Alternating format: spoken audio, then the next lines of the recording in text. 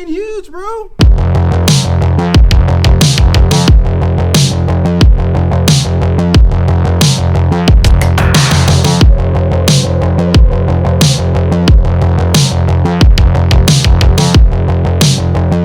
What is up, guys? It's Jersey Flex here. We're back with another awesome video. Go down, hit that subscribe button if you haven't already. In today's video, we're gonna dial things back, bring things back to fitness a little bit here, and we're gonna be talking about Anavar.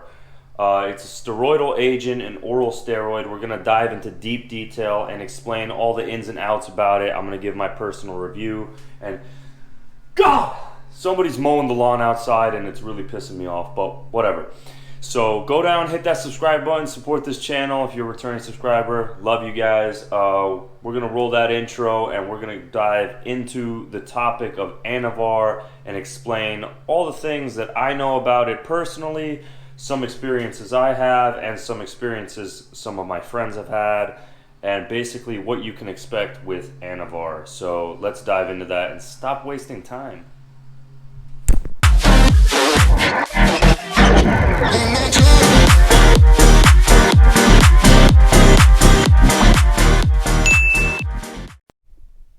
Make sure this dash cam is nice and set up.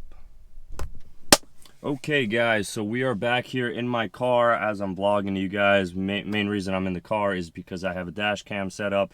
If you guys are enjoying this content, go down, hit that subscribe button. As I mentioned earlier, it only helps this channel grow, helps this channel get out there more, and drop a like, leave a comment, bring these videos up. We are trying to grow as much as we can in this upcoming year. So in this video, we are going to be talking about Anavar, the wonder steroid, or is it? So I have some notes here because there's a lot I want to cover. I want to make sure I did not forget anything about this wonder steroid.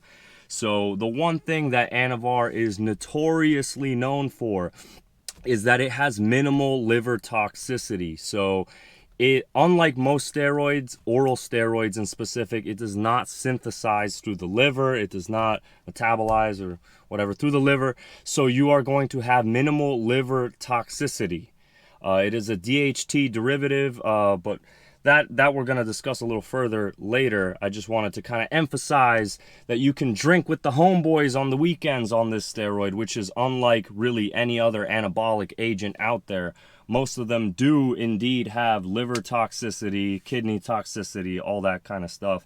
And you have to stay away from alcohol, which totally sucks.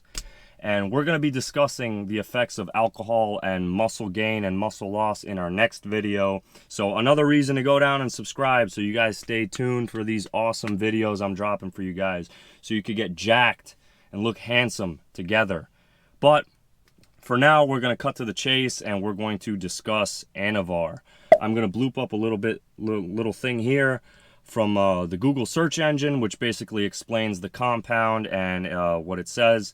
And in there, you guys can see that it helps with osteoporosis, kind of like a little intro to the medical portion of this video where we discuss that. But what you guys give a crap about is not the medical stuff. You guys want to know about muscle gains. The only reason you guys follow me, a fellow gym bro like yourselves, is because you guys want to get huge and jacked and you want to get all the females or dudes, guys, if that's what you're into, in circles or whatever the heck your preference is. But females, you guys want all the female attention. You guys want all the muscle gym bro attention. You guys want to be jacked and huge. So we're going to talk about its muscle building capabilities. And I am sweating my brains out because this is Southwest Florida here, baby. You heard? Jersey boy in South Florida. So, okay, let's talk about Oxandrolone, you know, compound name, whatever, blah, blah, blah. Let's give some history about it. So it was first originated in the 1960s, 1962 to be specific, by a company called Sara Lee Drug Company. At that time, it was believed to be safe for both women and children. So just to show you how, you know, out of date medical science was back then, it was believed to be safe for women and children. So, that's pretty crazy. And obviously, being an anabolic steroid, it was used for performance enhancing, muscle building, and all that stuff.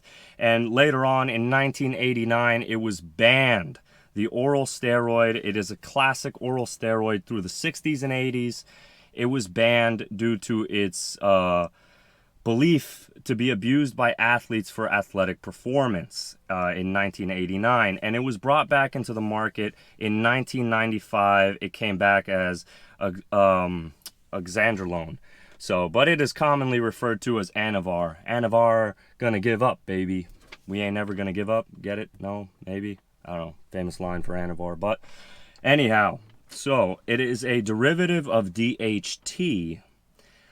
So what does this exactly mean? DHT derivative androgen anabolic. 600% more anabolic than testosterone. So you guys can expect to have a more effective muscle building capability with this than testosterone, and an improved protein synthesis. So, you know, a lot of argument goes into, does Anavar burn body fat? It doesn't actually burn body fat. What happens is you increase muscle mass, and muscle mass has caloric expenditure. So when you increase your muscle mass, you're going to be burning more calories. And another thing too, it is also very well known for giving you a dry, hard look while you also build muscle. Whereas Dianabol, D-bol, a different type of steroid, which I will do a review on, is infamously known for gynomastia, terribly aromatizing, and water retention, which also comes with estrogen spikes and things like that. So the thing with Anavar is you don't have none of that. No gynomastia, no water retention, but you get this hard look. A lot of people believe that it makes you lose fat. It kind of does, only because you increase muscle mass, like I mentioned, and more muscle means you burn more calories. But the reason you get that dry, hard look is because it kind of changes where your body deposits its water. You're not depositing your water into your fat molecules, you're depositing it into your muscle tissue. So it kind of hardens the muscle, whereas you won't have that smooth, blubbery looking feeling with water bloating. So that's another amazing thing about Anavar. But so what are the doses? Let's talk a little bit about the doses here. So for men, they start off their cycle typically with 30 milligrams, and they can work their way up to about 40 to 60 milligrams daily. And keep in mind, again, I do want to add, I am not your doctor. You don't see a damn stethoscope. You see a gold chain. So I am not your doctor. Don't take any advice from me medically. Contact your healthcare practitioner, not Jersey Flex. Jersey Flex is just here for the bro science and to make you guys laugh, hopefully. So we're talking 30 milligrams a day to start off with, 40 to 60 milligrams deeper into the cycle daily. You can take it for about 8 weeks. Now, Anavar is very commonly used by females as well. It is one of the most commonly abused drugs by bikini competitors. And what are those doses? Because the doses are not the same for men and women. For women, the doses are about 10 to 20 milligrams daily.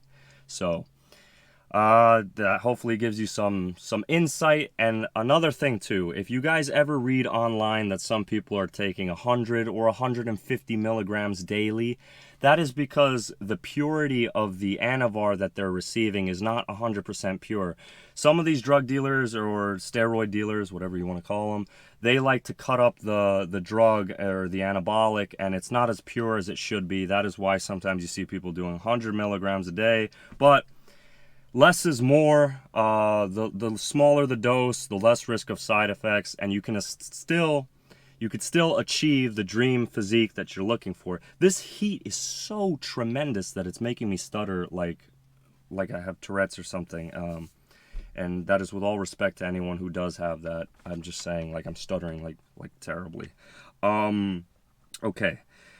It is conceived to be safe. To be safe, and reason being is because it has minimal side effects. When I'm talking minimal side effects, I'm talking no estrogen spikes, it is non-aromatizing, and the crazy thing about this DHT derivative steroid is it does not synthesize in the liver, as I kind of mentioned a little bit earlier, just to kind of grab your attention here, because it is a pretty huge factor. Go down, subscribe, another huge factor. But no, it does not go through your liver. At least that is what is said. Alright guys, so if you're wondering why it cut out right there, it's because it got way too hot inside my car and the camera kind of overheated. But I let the camera cool down and we're in the backyard, so we're going to continue where we left off. Yeah, one of the biggest things about Anavar is that it is not liver toxic. So it is one of the few anabolic steroids where you can actually drink alcohol and still run the cycle. But what does that mean? Like with anything in fitness, I mean, just because you could drink alcohol, cheat your diet a little bit, does not mean you should just go overboard, look at it as a free ticket, you know, to kind of just eat junk food and drink alcohol and think you're going to get the same top of the line results. You're not. You have to still diet, put in the work in the gym, and do all that stuff. But it is good to know that you can kind of enjoy yourself a little bit more, have a beer or two without worrying so much about your liver health as you would with other oral steroids such as Dianabol. And someone's ripping the lawnmower. This is kind of why I wanted to do it in my car. But now let's talk about kind of like the medical benefits that can come from Anavar, because believe it or not, there are actual medical purposes. It is a anabolic that was originally designed in the 60s for medical purposes, and those would be for, believe it or not, asthma patients. So it does help with asthma with actually less side effects than prednisone, so which is pretty crazy. But it is still a banned substance. Why? I don't know. Ask the United States to change that. Second thing, it is also used for post-menopause in women who suffer from bone sensitivity and mild cases of osteoporosis. It can help with that by, as you guys do know, by being total gym bros. One thing that comes with strength is not only muscle size, but tendon strength and bone density. Keyword bone density. So as with any other anabolic steroids or agents, they do help with bone density. So that is why it is also used to help treat people with osteoporosis. And I really hope that that lawnmower is not bothering you guys. Again, I do want to firmly apologize for that. So now let's talk about one of the experiences one of my buddy has had with taking this oral agent. I do not want to give his name. He took it at the age of 19. I'm pretty sure he would not appreciate if I gave out his name, but at 19 he started cycling Anavar. He ran it for about 8 weeks. This was just like fresh out of high school. Keep in mind, most people do share their stories about anabolics, and they're pretty open to telling me the steroids or SARMs that they have taken, just because I am so open about it, and I do not judge anybody because I also partake in it. I'm just very open about it, so which most people are not. They like to hide it from their wives and girlfriends and things like that. So, but yeah, so my buddy ran an 8-week cycle, and let me just tell you about his strength and size. His size, just whoa. The kid blew up within, I'd say, 3 weeks. He just looked massive. Then everything after that, which is kind of where he peaked on the Anavar in terms of size, he just got more shredded and hard, and his strength and athletic performance just kept increasing for the remaining 8 weeks. And he did maintain quite a lot of it after cycle, you know, post-cycle. So one of the things I can say about his strength is he was close grip bench pressing, flat bench, close grip, 315, 4 reps, not max, not like 4 reps and rack it up. No, we're talking like 15 to 20 reps, close grip, 315, which is, in my opinion, just insane and absurd. So as you guys do know by watching my content previously and watching my prior videos, the only things that I have personally ran is LGD, RAD 140, and GW, all different SARM compounds. Even though GW is not considered one, we'll consider it one for now.